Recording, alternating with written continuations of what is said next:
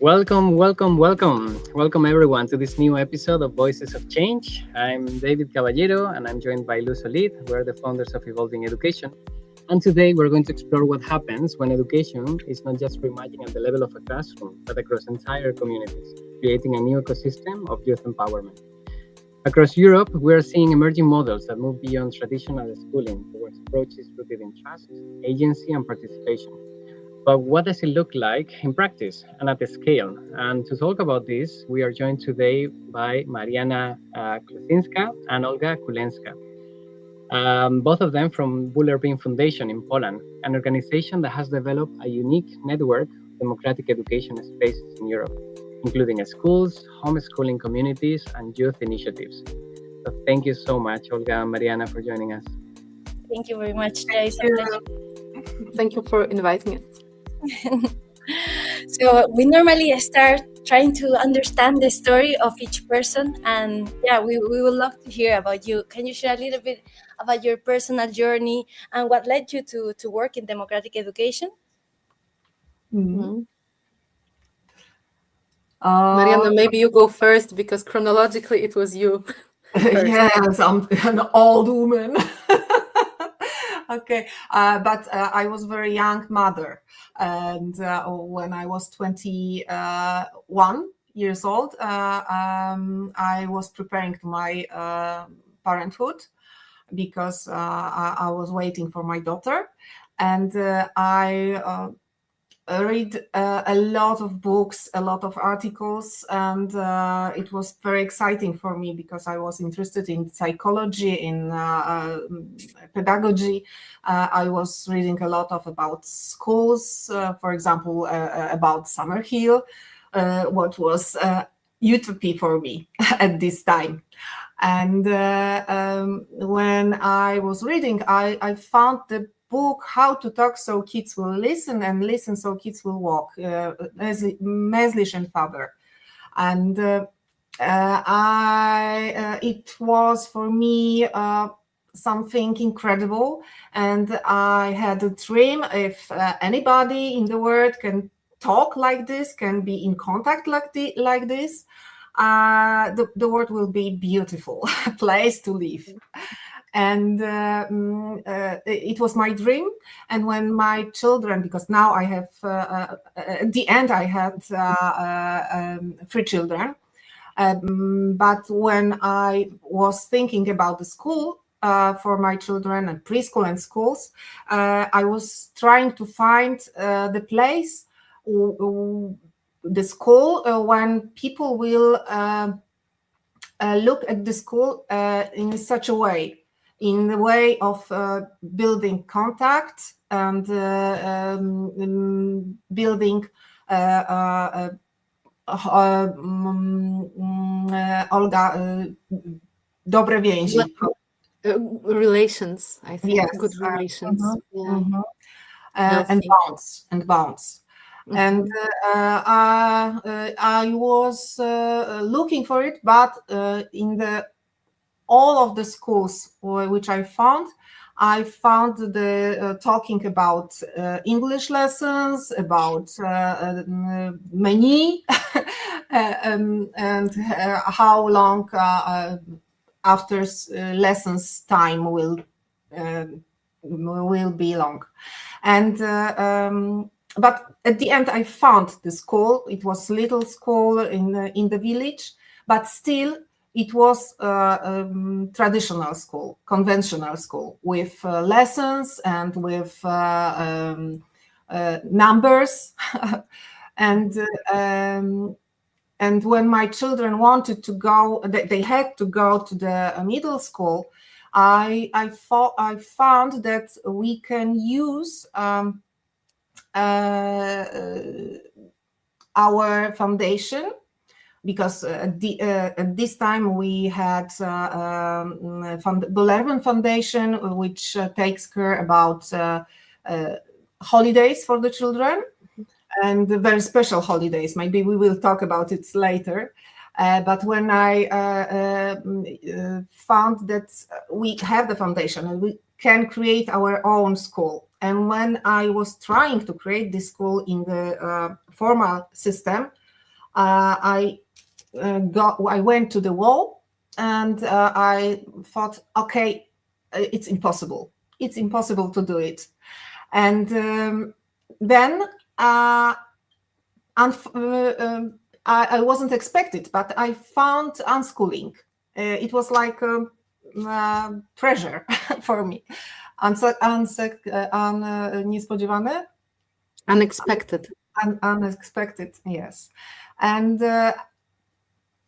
after a few months, I found democratic education. And then I realized that Summerhill is still alive.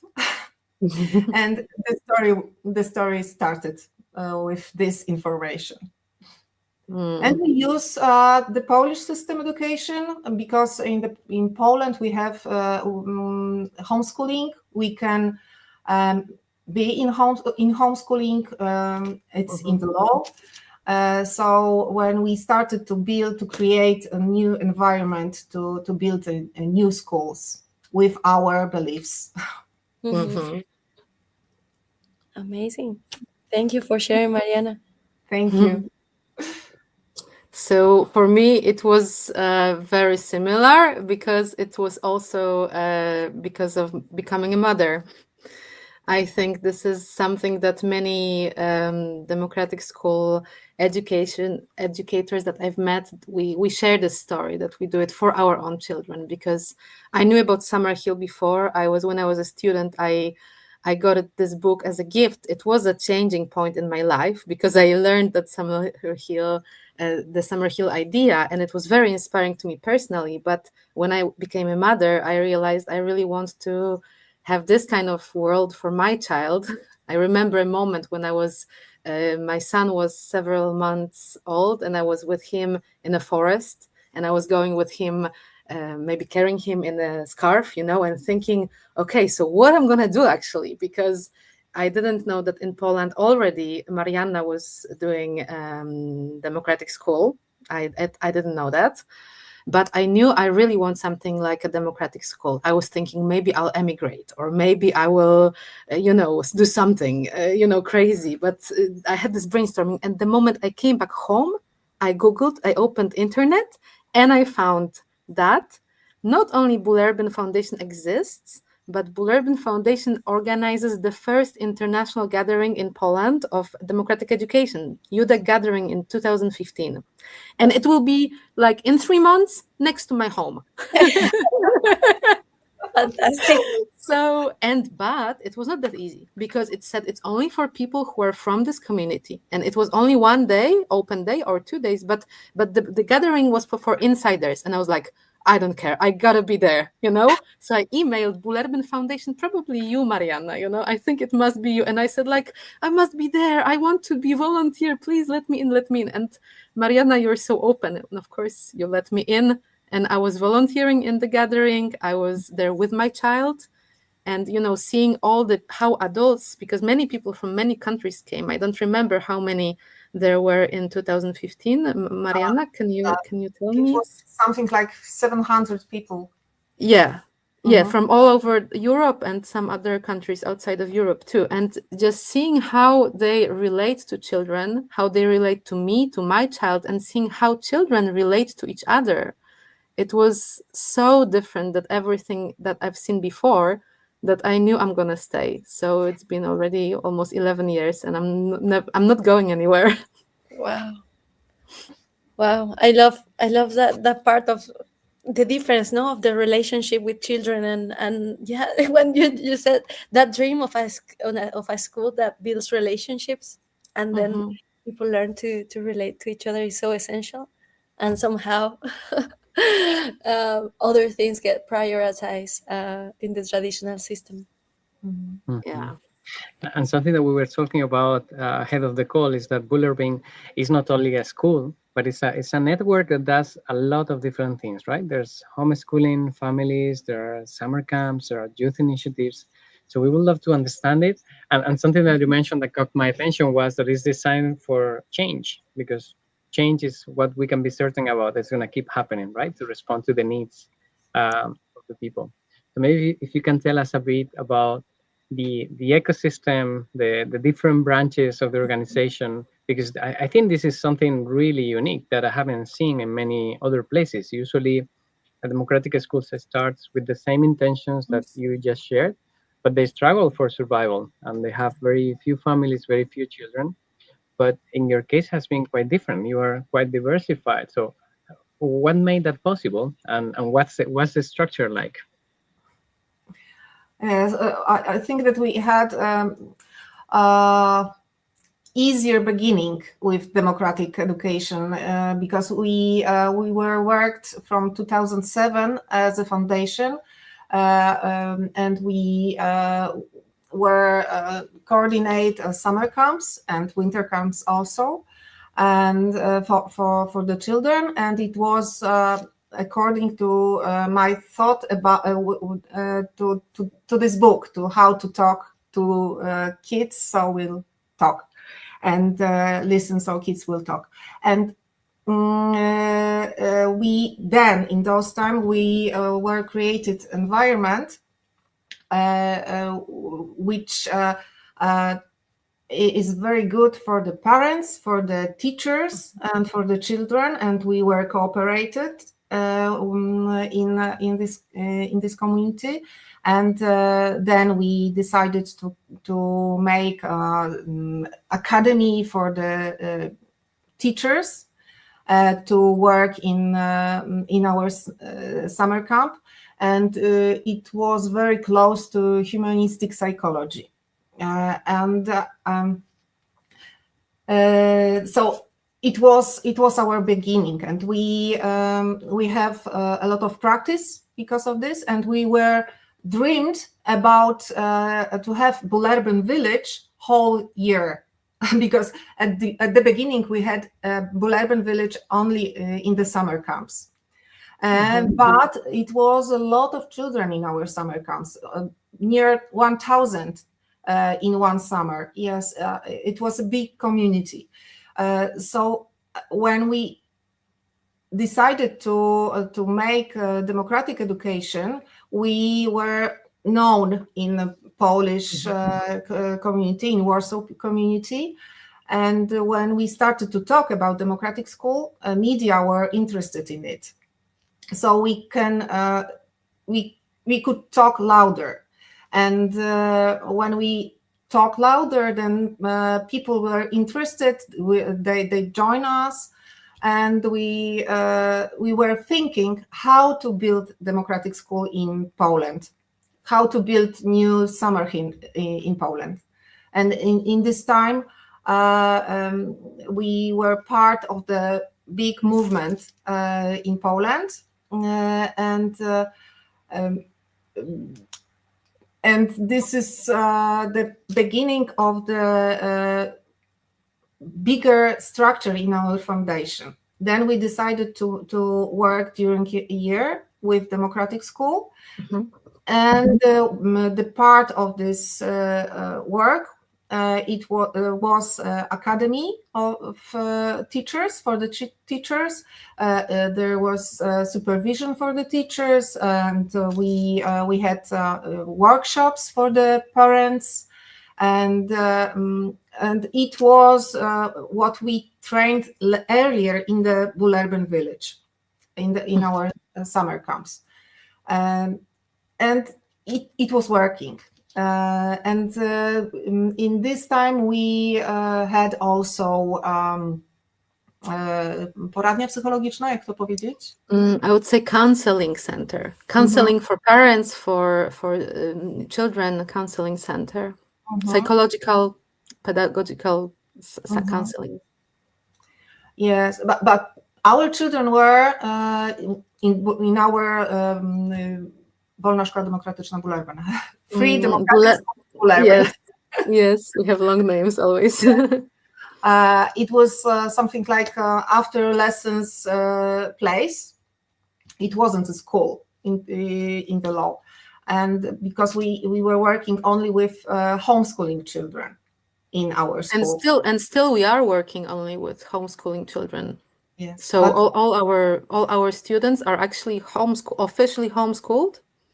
but they do their homeschooling in our democratic school that formally aren't the schools. Unfortunately, they're not schools according to the law, so they're homeschooled, and where they meet, we can say it's like a daycare center or this kind of club, yeah, but we are allowed to do with democratic values in there.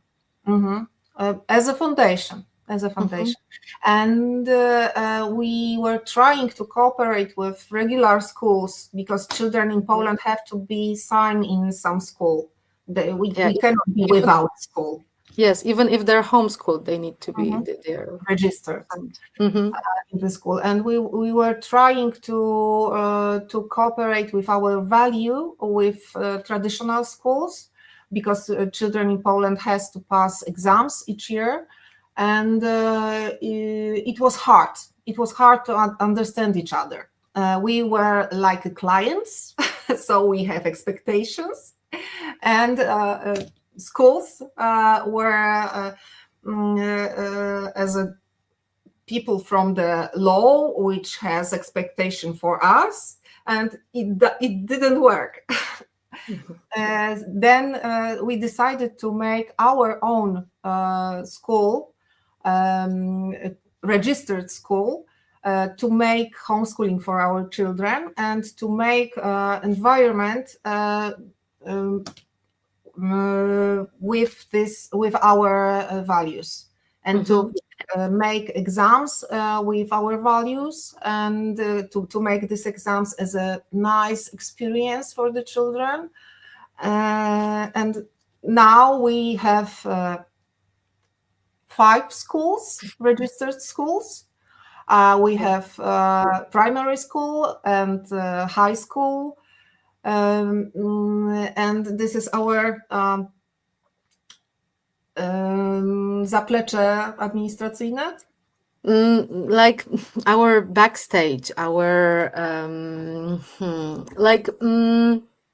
because we have to do, like, for all the children who are registered in those 5 formal schools that we have, all the students are actually homeschooled. So we need to do all the office work. These are actual schools. They have offices, secretariat, they have buildings. So and many services that children who are homeschooled in Poland, they receive, like exams, for example. We give them certificates. So it all exists in the law. But at the same time, with this huge backstage, with this big office, we can support children to be homeschooled and to actually every day be in our democratic schools. And I think, Marianna, what you said is so important at the beginning about the village, the camp, but also the Academy of Educators, Bullerbyn Educators, because it's been probably 18 years, or I don't know how many that 18. It exists. 18, yes, that's what I thought. Almost 19. Yes, almost 19 years.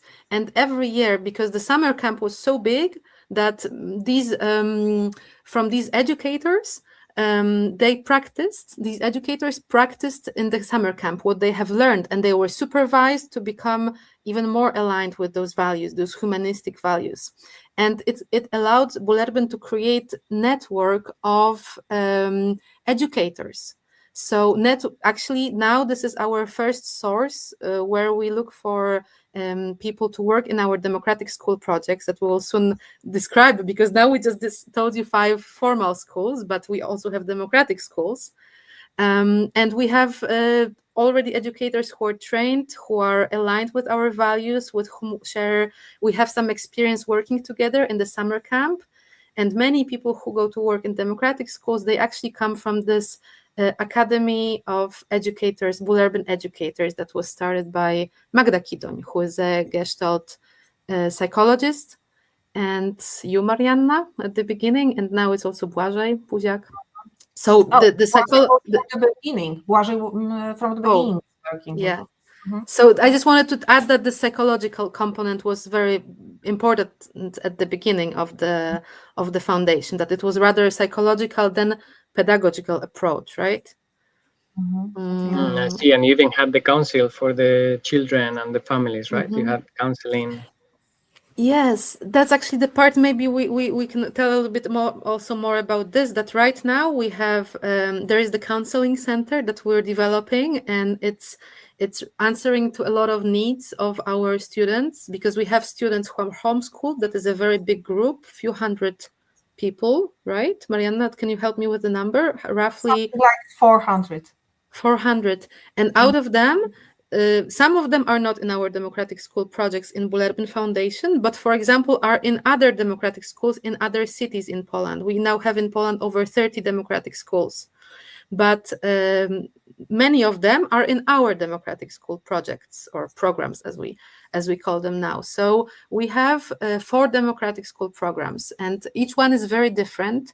Each one is very unique, and this is also something interesting about Bullerbyn, that even though we share the values, we still have projects, democratic school projects, that are very different and have their unique identity.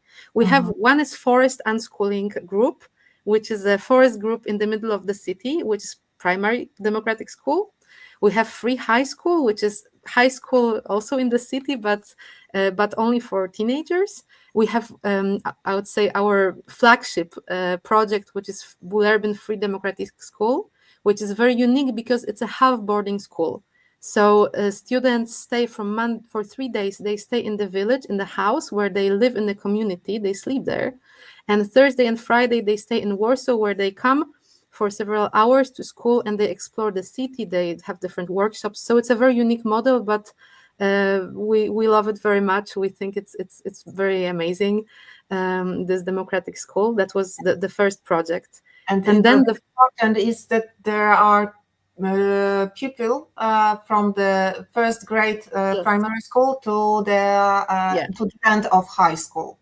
Exactly. So the youngest are 6 probably, and the oldest are 19. And actually, sometimes there is even younger children who are, for example, children of our staff. So maybe 2 or 3 years old, and the oldest community member is over 70 years old. So we say this is a community from 2 or from 0 to 75, and we're still growing. Yeah, and the last one is a school that is, because there is also this topic that there is, as in other countries, we have more and more parents of neurodivergent children who are interested to join our projects, and because we are always thinking about the needs of the children, not only about the principles of democratic education. So we created a 4th project, which is now also a democratic school, but it's created especially for children who are neurodivergent, but for this kind of neurodivergent students, for who staying in a big community is too difficult. So they need special conditions, and we also create this democratic school for them. So, and these are just examples of different projects, and the counseling center and the summer camps is still our activity. And when we talk about the network and the ecosystem, also Bullerbyn Foundation was always at the core of development of democratic school movement in Poland. So I think, Marianna, this is also some big part of our ecosystems, are all the relationships you've created with other leaders from other cities, and this kind of inspiring environment where you exchanged, where you supported each other. And there were probably almost 50 projects, but some of them don't exist anymore in different cities. And we are also connected with international structures like European Democratic Education Community and International Democratic Education Community. So when we call it ecosystem and network, I think this is really where we are now, that we're in this interconnected. Yeah. And I would say that way. Go ahead. I would like to add that very important point of our story is that in 2013 we were at StuDEC in Holland, in Soest, and it was a wonderful experience for me because it was very hard to come to Holland for in those time for us. But when I've met so many people from democratic schools from whole Europe, I thought, wow, it's beautiful network, and I would like to join it, and I would like to build such an environment in Poland. So those times we decided to make a conference each year.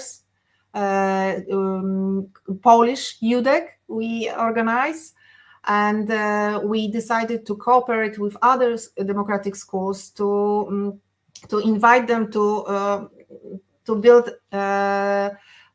Polish StuDEC this conference each year by another school.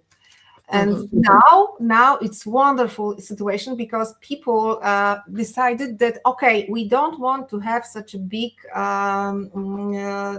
jak powiedzieć trud? Difficulty, and we want to do it together. And now people from a few Polish democratic schools working together to make a conference once a year.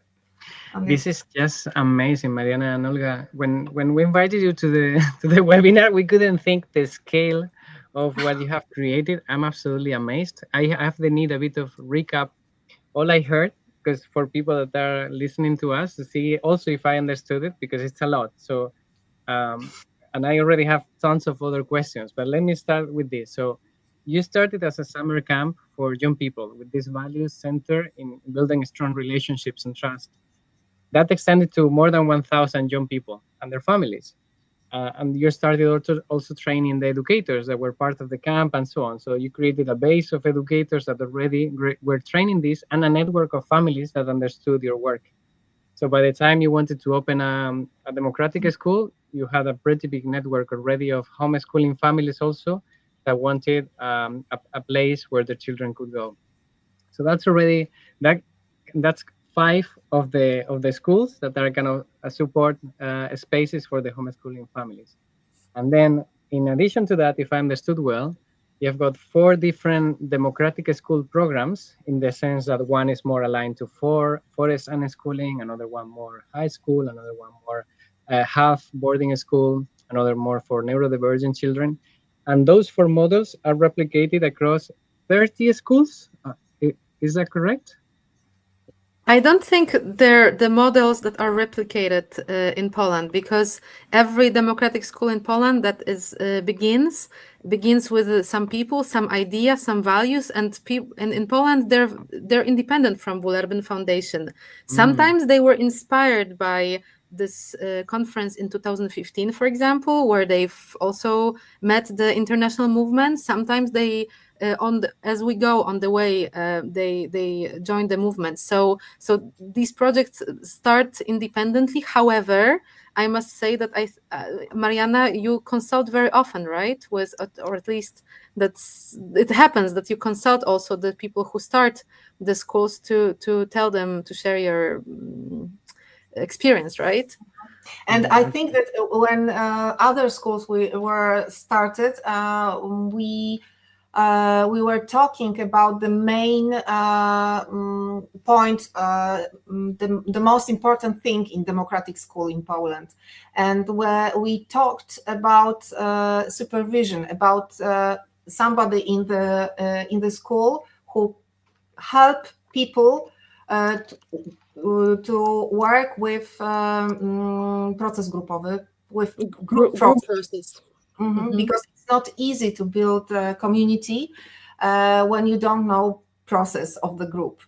And so almost each school in Poland cooperate with psychologists who helps them to pracować z tym.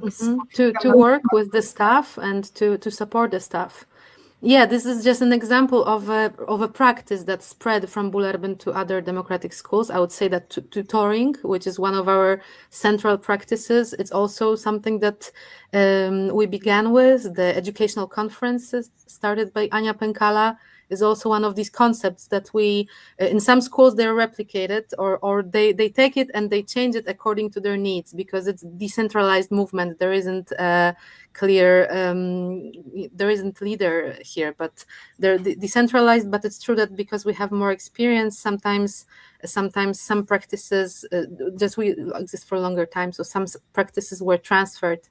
So these schools are independent from us, and we have 4 democratic school projects in Bullerbyn. So just to clarify this. When I think about influence, I think that the leader of Free Democratic School of Bullerbyn, Ania Pękala, she makes incredible work in the school, in our school, but she helps also some other schools. She works as a supervisor for some other schools in Poland. So we have connections. Yeah. I can see, and connections and really strong collaborations. And I would like to go a bit deeper into this, because this is one of the major challenges for the spread of a new movement, a new model of education, and it's the collaboration among the adults. I think this is the biggest challenge ever, the collaboration among the adults. How to make it possible that you have said you have got forest and schooling, democratic village. They are different, and these subtle differences sometimes make people don't even speak to each other. I don't want to, oh, this is more democratic than that one, and this kind of argument. So I find it's amazing that you have managed to create this space where there's diversity. There's homeschooling, there's democratic schools, there's people with different mindsets, families probably that have different opinions about education, and that they agree that they want to be part of the same ecosystem. How have you made this possible? What's enabled that, as you said, is decentralized and people take ownership, but without disconnecting? Olga, opowiesz? Marianna, I think actually, because we talked a little bit about this before the seminar, you remember what you told me about conflicts? How it was in the time where you were establishing the schools, how much conflict you actually had. Yeah, and because of the conflicts in Warsaw, we had free democratic schools, free as a number, yeah, because we were trying to start one school, but it was a lot of people. We had a conflict, and we divide on 3 groups, and it wasn't easy. It was hard, but when I realized that we make something incredible to make it possible to leave 3 schools, I thought, wow, and this is because of the conflict, and conflict is so creative situation. Yeah, so and then we were working with the conflict as something what is very like a treasure. We treat it like a treasure. But we need somebody to help us, because it's not easy to work with conflict. Yeah, so I think this kind of openness for also questioning ourselves, and adults being open, who are open to question themselves, and who are open to have conflict, and who are open to stay in the question, in the conflict, and not take it bad, but actually explore. And sometimes, yes, let's make different projects, but sometimes this conflict can really move us forward and find a better solution for everybody. I think this is important, that this culture of development is also very present in it's something that we aim for in our educators. This is part of their Bullerbyn training program, and then in the democratic school. First of all, because our work is based on group process, so conflict is natural part of the group process. We are aware of this. We know that every group will go through this, so we actually expect it. We don't hide away from it. And educators learn how to support youth going through conflicts in their groups, in the whole community. And this is something that we also look at in supervisions of our staff. So we look at our own processes. We go to our externally to the school and to work. We also go to our own development processes, to our therapists, because we all try to be in this development movement. And this is also something important when we think of families, that families who stick with us are actually families who are also open to explore what are their beliefs, what are their convictions, and to work with them, because it's impossible to be like not open to questioning, and to changing perspective, because we all want good for our children. But sometimes the strategies that people take in good intention, they're actually not supporting children at all. And these parents need to learn and realize what are their convictions, why they expect children to do certain things, and what it does to them. So this is why the support of parents is also one very important circles in Bullerbyn. We have this parent circle where they actually come, they discuss. There is also the psychologist involved, our Gestalt psychologist Magda Kidoń, our supervisor, who supports parents to discover these convictions that they have, and in a group process also to make them realize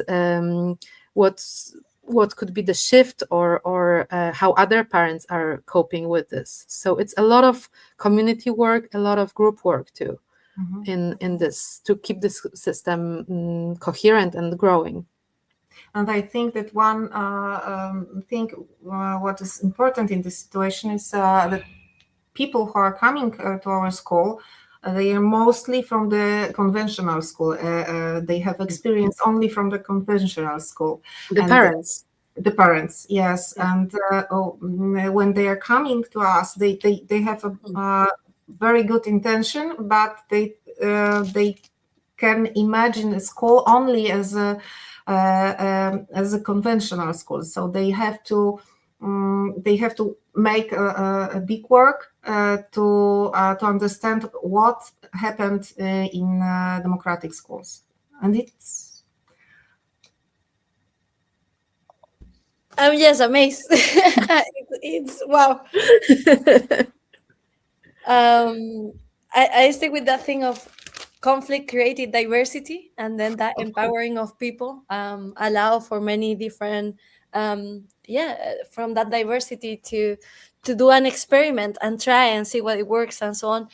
But I'm really curious, because it's precisely what you were sharing, that the traditional idea that we come that we have about school and so on, and that process of living with conflict. Do you have any particular practice or recommendation for that conflict resolution and having those hard conversations with the parents? we start with first talk. when parents coming to our foundation with thinking about the school, then we are talking, and we are trying to show them all the truth about democratic schools, that it's not paradise, and we are very we tell true, really true. Yeah. It's not easy true. And so this is start, and mostly parents talking with me, they are okay, it's okay for me, okay, I can imagine, I'm going inside with all of my family, I want it. And after a few months we are talking once more, and they, oh my goodness, it's so hard, they are not learning, they play whole day, I'm afraid that I lost the life of my child. So, and they forget everything they felt, they feel when we were talking first time, and it's like school for birth. Yes, when mother coming to the school and she learn about birth. She knows almost everything, but when the time comes, she's thinking, for me, example, I was thinking, wow, I was in the school, but nobody tells me how it works. Yeah. Yeah. Yeah. So it's very similar. Yeah, and I think what you said is also that that talking, but meaning that we really, in every conflict there is, we're really open to have. I mean, we leave the space to we build this space to talk and to listen really to what's there, what everybody needs, and to what is sometimes behind what people want. So this is like classic, really classic, I would say, mediation approach, but we really need to have space to talk and to hear each other and to constantly learn to hear each other even better. So I think it's not only about resolving one particular conflict, but it's about creating this culture where space for listening and space for speaking from the depth about emotions, about needs, is something that we cultivate every day. In all meetings, we start with a round where we can and everybody can share to become more present. How am I starting this meeting? What do I feel? What do I need? So it's not like, even we do it in our office, it's not only talking about tasks and deadlines. Of course we have them, but we need to see human as a whole. This is base of humanistic approach, and we are learning to apply it to ourselves. I think it's very very important that we cannot only make a democratic school for children. We have to also take care of ourselves and unlearn what we have learned as adults, and learn how to see ourselves as a whole, to see our emotions, our needs, and then learn how to recognize them in others and look for solutions that work for all. So or split, but not be afraid of this kind of talk. And we have people who support that. So supervision supports the staff, mentors support children in school. So there is always, with more difficult situations, there are people to support. And it's something also I had learned personally as adult working in democratic school, is good to ask for support. And it's good to ask other people to be with us in difficult moments. And it's very important. And when I'm thinking about our structure, I think that we have to, we made a space for talking, a space during a week of work, during a school week, during contact with parents. We make space in our time to talk. And it's very important to have it in the structure. Yeah, it's what you share about recognizing each other as a human that carries so many different things, and just having that space and building those spaces that are based on trust, no, and people can open up and just be and share their fears and so on. And normally, when you let people speak, they go and go and go. So that start creating that relationship. And it's easier to understand each other and to empathize, and then to support as much as we can in that process. No, but it starts with us as human recognizing each other and listening to each other. So beautiful. Yeah, definitely. And it seems to be something that is quite hard to maintain nowadays, no? Just stopping, leaving our phones aside, and focusing on the person. It's like a big challenge, but it's so evident that it simply works. In one of our trainings, The Art of Facilitating Growth, the first station is about how to create a culture of trust. And the number one tool that we talk about is empathic listening. Just listening to each other has that amazing effect. And things so simple, no? Like the checking, just checking in how are you coming to the space, and it's so powerful because you start connecting. So we're gonna share. For example, students in our democratic school, every Thursday afternoon, there is a circle, which is not a school meeting. Most democratic schools, they have the school meeting where people take together decisions. And we have them too. We have two circles, school meetings, but we have also one circle, which is a circle where is only for sharing how are you? and only for sharing feelings, or only for sharing the process I'm going through. And it's the whole group sits and listens. It lasts for an hour. And of course, there are adults also who lead it, but it's I would say it's the heart of our community, together with the school meeting, of course. Because this is building this culture of talking and of listening also, and also this strengthens relations, that we know how other people feel. And every week also, every Monday begins with a hello meeting, which is also saying hello.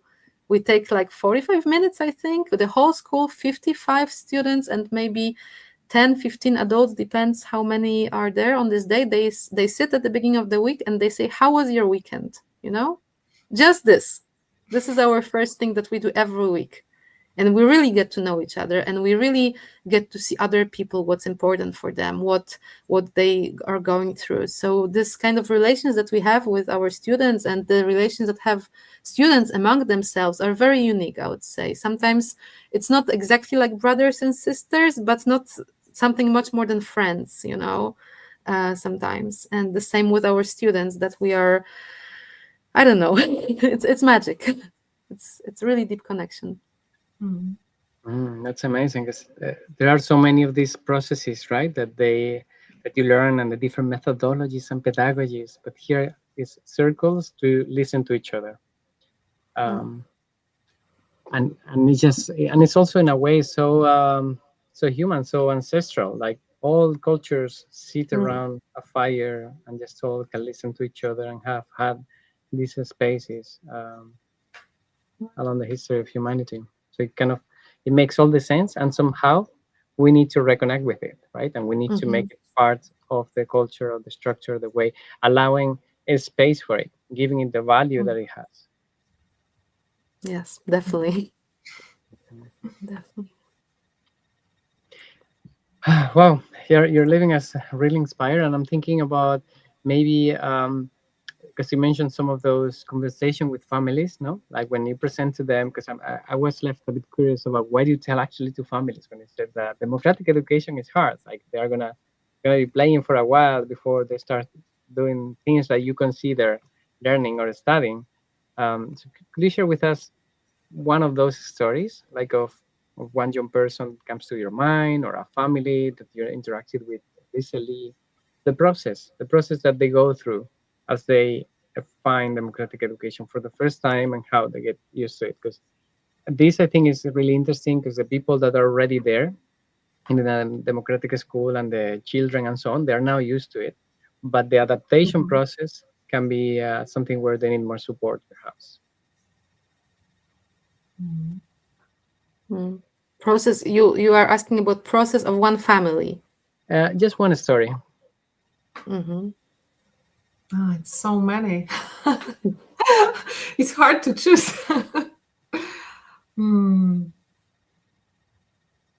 Oh, I can tell you. It was family of very conscious parents.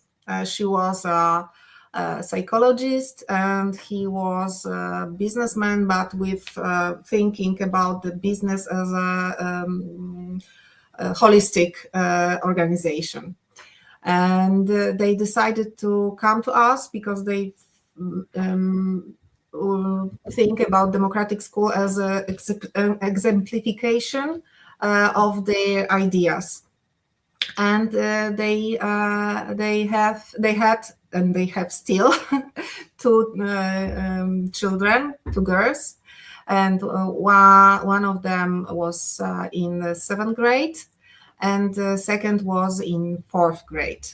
And this girl in 4th grade, she almost first day she found this school as her place. She was happy. It was the best place for her when she came. But older, she felt unhappy, and we were working with parents with her feelings in the school, and we were trying to help her to find herself in the school. but she talked that it's not for her. She needs something else and another. And parents and we were thinking maybe it's the toxical time, because it's not often it's not oczywiste. Obvious. Yes, it's not obvious how children start in the school. And we think, okay, 1 month, we can wait 2 months. And when we were talking with parents, we told them, okay, she can see that it's not her place, and we can see it all. It also we trust her when she's telling this to us. We think we should listen to her, and we should find something other idea for her. But parents, they were very in this idea. They wanted her to be maybe 1 month more, maybe she needs more time. And they stopped in December, and they gave her a present as to quit the school for Christmas. For Christmas. Yes. And yes, and it's very, for me, it's very untypical story of the parents. And this younger girl, she was with us until to the end of the primary school, and now she's in high school in some other place in Warsaw. That's yes, I like this story, and I often tell this story to other parents, to tell them that we have to trust our children. Yeah, that's beautiful. That's beautiful, because it's even trusting that maybe my idea is wrong and my strategy for your happiness is wrong, and maybe I would be happy in democratic school myself, but maybe my child not. So it's listening to the needs. And wow, thanks for sharing. I didn't know this story. Absolutely, and the level of humbleness and acceptance that my dream doesn't need to be everyone's dreams, right? People can come, test if this is for them, and otherwise they can look somewhere else. Yeah, and related with that empowerment and that respect of children's decisions, it comes to my mind the last StuDEC, that the European meeting of young people that are part of the democratic schools. And how was it? Any ideas what happens when young people from democratic schools meet and exchange? And yeah, what were the surprises of that gathering? Okay, so I'll tell the story, because this is the project I've had in the school, in the foundation. In this year, we had this gathering. We had almost 160 people, democratic school students from 8 or 9 countries. So it was pretty big. It's a new tradition that students from democratic schools meet every year. It's for the 3rd time, and it was amazing. It was amazing. Oops. Sorry, little technical problem here. So it was amazing, and I think there was a lot of energy in this meeting. There was so much creativity, so much, like when students from democratic schools meet, they gather in groups, they have a lot of fun, they play a lot of games, they make art together.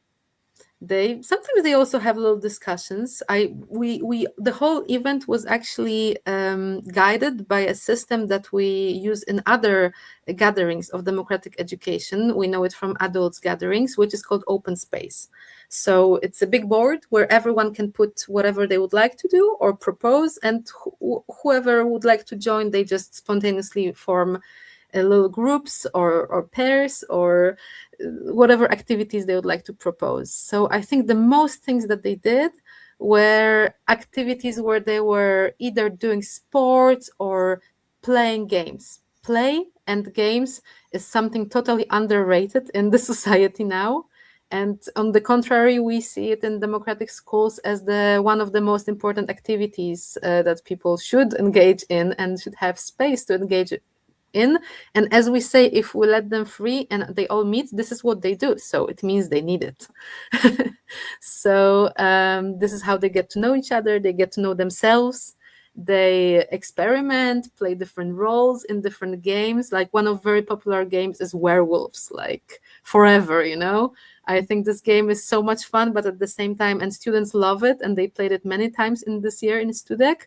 But also, I think this is a game when there is a lot of self-exploration possible also, and a lot of like going into different roles, this kind of role playing, different characters is really something that as human beings, it can really help us to grow. So it just shows that having fun and playing, it's just another way of developing ourselves. So so I think, yeah, I try to paint a picture, but you please come to the next StuDEC and you will see for yourself. But it was for some students, maybe they were chilling and just sitting on the bench on the side of the lake. You know, we had it in a very beautiful region with lakes in Poland, and they were just chatting, you know, because there is no pressure that we have to do some kind of workshop, but sometimes they just hang out and it's beautiful. Many students tell me now that they keep contact with other students from other countries, that they want to meet again. They're asking, when are we going to go and let's organize something that we meet. So it was very inspiring also. And yeah, very, very intense, very beautiful. And I have to add something, because when I remember the year of 2012, when we were in Holland and we were talking with teachers from Holland school about the changing to meet students, and when we were trying to organize it, the teachers from this Holland school told me, well, you know, when it's on our energy, adult energy, it doesn't work. So when our pupils decided that they want to organize it, then we will organize it. And those times, it was very, we cannot imagine that something like StuDEC can exist. And now the dreams stay true, and for me it's incredible. Yeah, I think the power of this event is that it's self-organized by students, because I worked with group of students to organize the event. It was their idea. We were together in Bulgaria and they wanted to do it. So I supported them as much as I could, but it was their project, and they were really engaged for the whole year to prepare this gathering. And then during the gathering, it's the same. Like we can have little offerings, but it's not like we don't create the program. It's their program. It's what they would like to do. So it was pretty active, and there were plenty of activities. There was graffiti, art. For example, one activity that I really liked was that someone proposed to just gather in one circle and to show each other their not notebooks, but the notebooks where you paint. How do you call them? Like their art, you know. So just to see. And I loved it. And another one was this, actually I supported in organizing, because they said they want to make a graffiti workshop. So I supported by organizing this equipment, but they did a huge graffiti together and just collaboratively. This kind of things. Olga, tell about this big circle you had. Because I know that one girl from the democratic schools was the principal of the circle. It was 100 people, and she was the president of the circle, and she moderated. And, yes. Okay. Thank you. Yeah. True. Could you tell something more? So this is something actually that we took from the structure of our school, because in our school we make the school meeting and like we invite everybody to come. And for StuDEC, we also in the morning we started every day from the gathering of the community, because we think that this is very important, that at least in the morning we all try to get to come and see each other, but also for this purpose of talking about things that we would like to propose, maybe some issues that arose, maybe some problems also. You know, there were also some situations where we had to bring up a topic that wasn't very pleasant, but it's for everyone to come together and to look at it as a community and see what we can do about it. And our student from our school, who is one of the students, she's 16. She's one of the students who lead our school meetings in Bullerbyn. She was also leading actually two of them, sorry, there were two students who were leading the meetings of StuDEC of 160 people. They thought, okay, what we need to get on a chair. They said, we saw last year in Bulgaria they were going on a table, so we also need to go on a table to lead the meeting. So they said, I don't care, I have a mic, I must be on this chair, I want to do it. And it was actually they did an amazing job. Many adults who were there with their groups told me that this was for them one of the most inspiring moments, when they heard how the young people lead, and also such a meeting, and also with difficult topic, because there were some rules who were not kept, and still this kind of discussion among these people was inspiring, because it was not about blaming, oh, you did that, what's the punishment, who did what. It was rather how we can now as a community find a solution, what we can do. And also there was so much care, because we didn't know who did something, but there was a problem. So there was also so much care in what people expressed to allow this person who did something wrong to actually recover from it, and to bring back the things that was missing, you know, this kind of attitude where you really think how to create the space that this person has an opportunity to like redeem themselves. So it was really inspiring, this meeting to witness. So thank you for sharing. Thank you for sharing. I think this is quite inspiring also to close this session and this conversation. The potential of change when we treat young people with care, with respect, when we listen to them, how they start listening to each other, not with blame, but looking for how to find solutions, how to support each other. So thank you for sharing that. Maybe I don't know if you have like some final words of recommendation, perhaps for someone that is at the beginning of this journey of deciding to create a preschool and a space for care and for trust with families, with young people. I think this webinar was full of suggestions and ideas, but if there's something that is there in your bucket of nice experiences that you would like to share to conclude?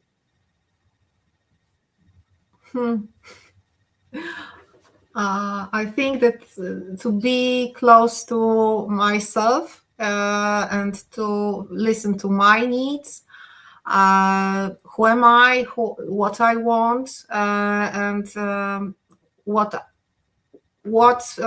for I want to invite some other people. And it's very important to treat it not like a business, but like making dreams true. And yes, and I think that to trust to the people, and it's very important. And each school is different. Each school has his own soul, and it's not one recipe to make democratic school. But I still think that to be open for looking for help is very important. Yeah, definitely. And just I would add that knowing, I agree with you that knowing myself and my needs, it's such an important thing. And this process we've been already talking about that we're going through.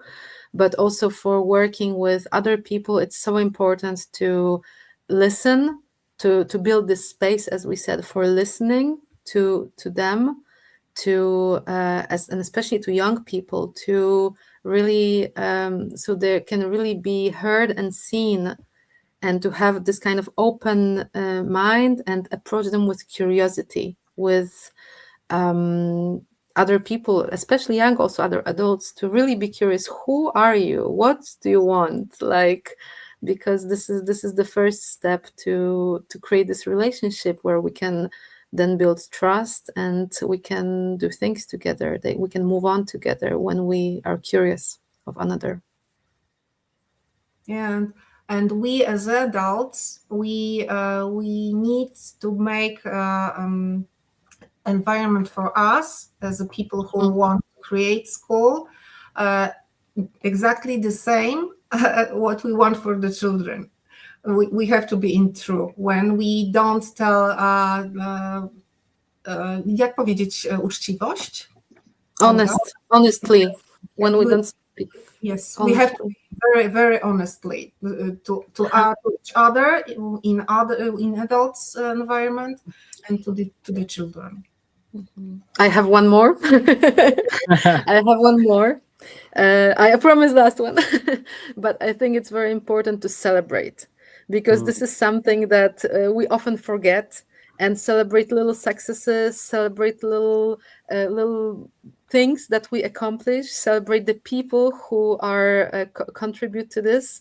And we have this beautiful practice in the end of the year in Bullerbyn Free Democratic School, that every child receives this kind of paper where it's written all the things that other people see in him, his strengths, his accomplishments, his interests, his funny moments, what it will be remembered for this year. Like, it's like a certificate, but not with grades. It's with the certificate says like, I see you and I celebrate you, and we all celebrate together that we've gone through this.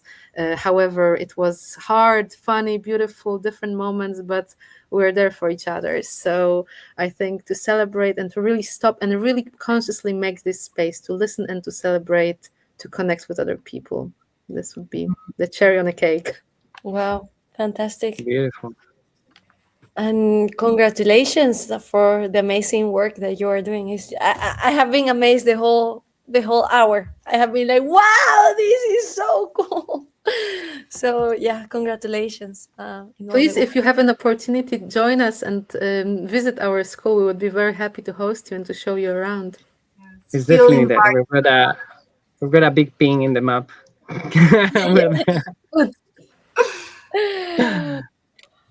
Well, thank you so much, Marianna and Olga, for joining us today in this session of Voices of Change. It's been really inspiring to hear the full journey, the diversity of possibilities, and the acknowledgement that we're all different. We need to listen to each other and allow our different expressions of being. So lots of learnings from this webinar that I'm sure it's going to inspire more experiments and teams to work on these ideas and keep supporting young people to be themselves, simply themselves. Thank you very, very, very much. It was a pleasure to meet you and to speak. Thank you.